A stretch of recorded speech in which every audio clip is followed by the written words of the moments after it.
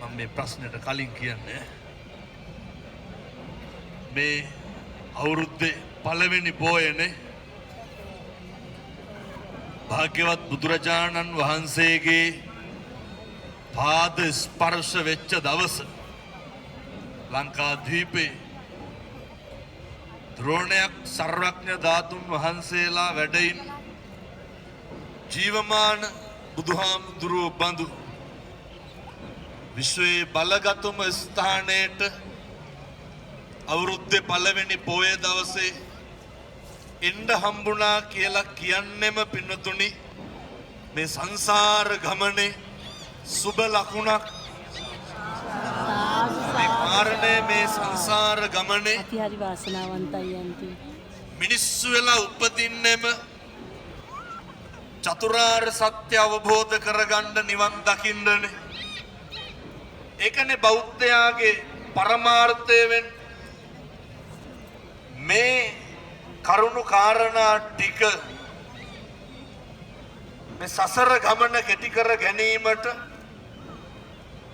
ලැබුණු මිනිසත් භවයේ වටිනාම දවසක් තමයි මේ මළුවේ අද ඔබට මට අපිට හම්බෙලා තියෙන්නේ සියලු දෙනාම ප්‍රාර්ථනා කරමු මේ සිරස රූපවාහිනිය මගින් අද දවස පුරාම මේ මහසෑ මළුවේ ඉඳගෙන විශ්වයේ බලගතුම ස්ථානයේ ඉඳගෙන විශ්වයට බලගතු පණිවිඩයක් දුන්නා. ඒ තමයි නිවන් දකින්න යන මේ ගමනේ හැරවුම ඇරඹුම 2026 මේ පුර 15ක් පුන් පොහෝ දිනයේ පාරමිතාවක් වේවා සාදු කියලා ප්‍රාර්ථනා කරන්න. පින්නතුනි අදටත් රුවන්වැලි මහා සෑයේ සෙන්ටර් එක හොයාගන්න බෑ.